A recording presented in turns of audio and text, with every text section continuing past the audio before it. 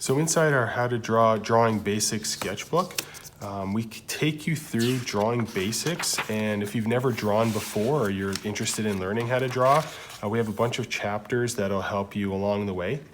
So at the beginning, we learn about drawing materials and what types of utensils and things there are out there. If you get into brushes and paints, there's some information there.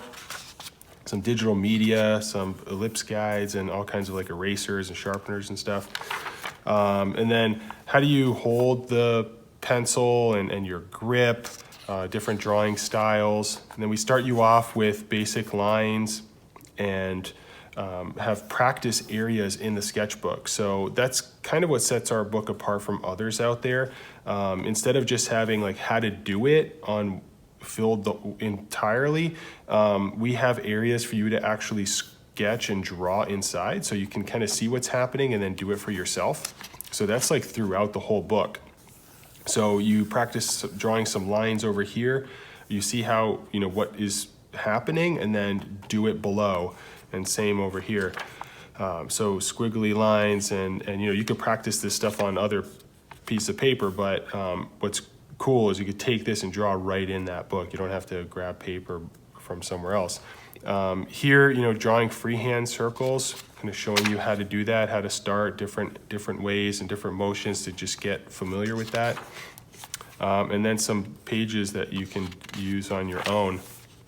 And then we get into squares, showing you how to draw some triangles. Then we get into some perspectives, and what this does is this helps us start to build these basic shapes into three-dimensional objects. So kind of explains horizon line, vanishing point in some detail, and then kind of coaches you along the way. So step one, it shows you here, you try to do this on the right side of the page and follow along as you go. And then as you progress, it starts to get a little bit more complicated, but you should be able to follow along easily. More practice areas, and showing you 2-point perspective and kind of what all that means. Follow along, and above and below the horizon line. So a lot of practice pages.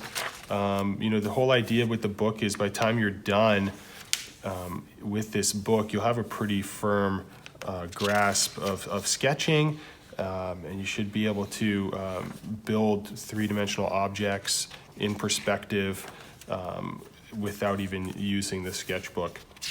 So that's the goal there. So here, chapter 4, we create some basic shapes using the circle, but creating ellipses, and just showing you what that means, practicing those, kind of sketching over top of guidelines. And you have a few practice areas. And then again, freehanding it here and trying to draw the same thing on the other side of the page. And then just examples of how to create that if you were to start from scratch without any guidelines, and the methods behind that. And then we get into creating cones. So now that you know how to draw an ellipse, we can start creating cones using some perspective, vanishing point ideas. And we get into drawing a cylinder. So it's very important to kind of lock in on that ellipse, because that definitely has a lot of foundation when building other objects. So lots of practice areas, really large scale cylinders. You can start drawing larger circle ellipses, how to draw a pyramid, some practice pages. And then we get into types of shading, shading techniques, different types of pencils, cross-hatching, stippling, how to blend. And then, trying to practice all those techniques here a few times, and then applying those techniques onto actual three-dimensional objects to try to emulate a natural lighting scenario. And then we get into larger shapes, practice those shading techniques. And then later on, we start to give you objects that are found commonly around the house, that are easy to find, and we want you to draw right next to it to try to draw using those techniques that you found early on in the book. Apply those techniques here. So how to draw a circle or an ellipse, a square, and then some shading techniques. So here you have a cylinder in the form of this battery. So how do you draw an ellipse and then create your lines from there? So we give you a bunch of basic, products and household items for you to just sketch inside this book. So hopefully by this point you've kind of gone through everything. You got a good handle on all these different techniques, and you're able to apply that here.